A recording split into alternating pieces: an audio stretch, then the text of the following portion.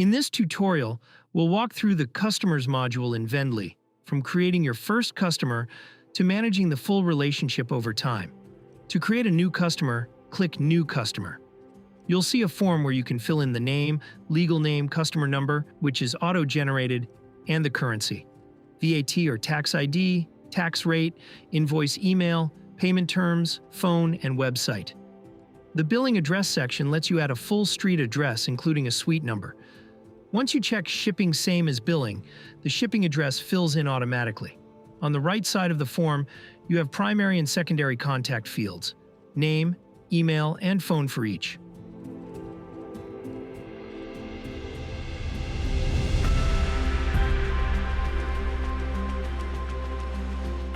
When everything looks good, hit Save. VNDLY takes you straight to the customer card where you'll see a summary of revenue, open orders, average order value, and any outstanding invoices at a glance. On the right are the primary and secondary contacts. You can click Edit at any time to update any of these fields in line. You can attach documents directly to a customer, things like signed agreements or contracts. Just drag and drop a file into the Documents section, and it uploads instantly. Back on the customer list, the Actions menu lets you import customers in bulk. Download the template, fill it in with your customer data, and upload it. VNDLY will create all the records at once. Great for getting started quickly. Once your customers are imported, the list gives you a clean overview. You can see customer number, name, email type, phone, country, and more. Click any column header to sort and use the Columns button to toggle which fields are visible.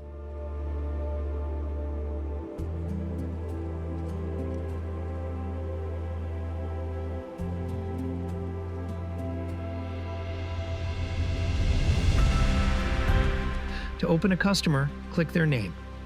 On the customer card, you'll find the Pipeline Status field. This is your built-in CRM. No separate tool needed. For existing customers who are already buying from you, set the status to Active. The Health field below it shows you a quick read on the relationship. It starts as New until you log some activity. Scroll down to the Activity Timeline section and click Add Activity.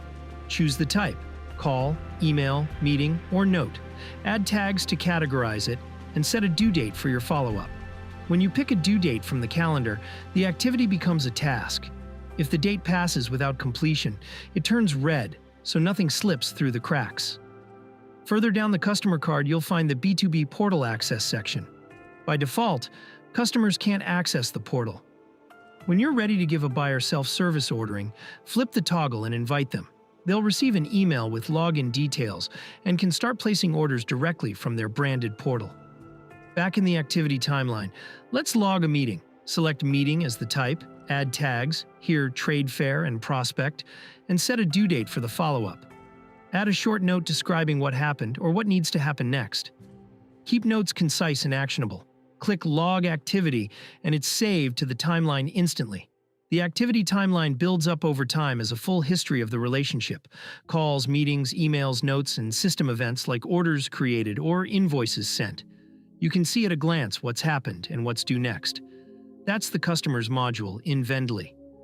From creating and importing customers to managing pipeline status, tracking health, logging activities, and enabling B2B portal access. Everything you need to manage your customer relationships is right here.